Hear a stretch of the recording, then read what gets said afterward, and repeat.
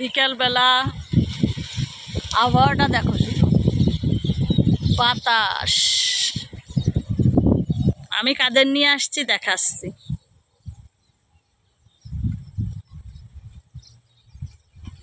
এই তিনজনটা নিয়ে আইছি ওনাদের ঘাস খাওয়ানোর জন্য।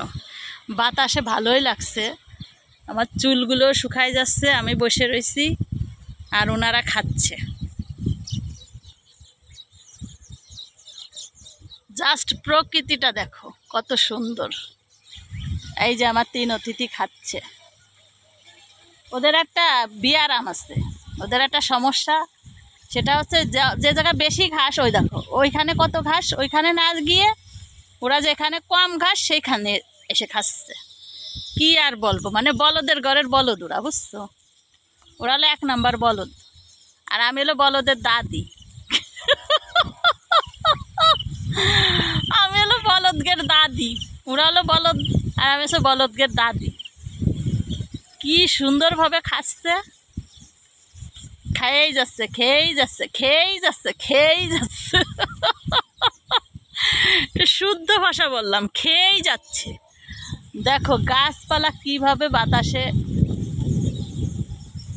উলট পালট হচ্ছে, গাছের পাতাগুলো, আর ওরা নিশ্চিন্তে খেয়ে যাচ্ছে। মানে আমি যতক্ষণ ওদের কাছে থাকবো ওরা ততক্ষণ থাকবে। আমি উঠে হাঁটা দেবো, ওরা আমার পিছু পিছু বাড়ি চলে যাবে, আর ওরা খাবে না। পেট না বললেও চলে যাবে আমার সাথে। এখানে এখানে অনেক, ওই যে জাংলা দেখতেছো, গতবার ওইখানে অনেক ই হয়েছিল, লাউ হয়েছিল, লাউ গাছের জাংলে। এবার হচ্ছে কুমড়ো গাছ হয়েছে।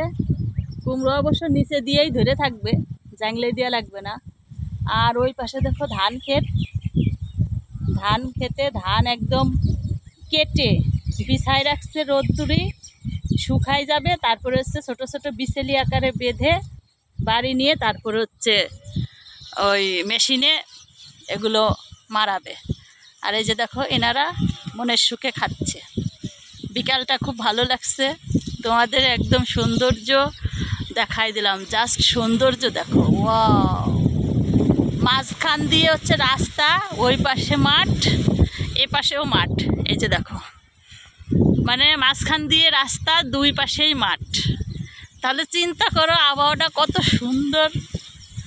হ্যাঁ, আর এনারা হচ্ছে আমার সাথী, সকাল বিকালের সাথী। এনাদেরকে নিয়ে আসতে হয় খাওয়ানোর জন্য। তো সবাই ভালো থাকো। এই তো, ও কি সুন্দর ফুরফুরে বাতাস গো, মনটাই ভালো হয়ে যায়।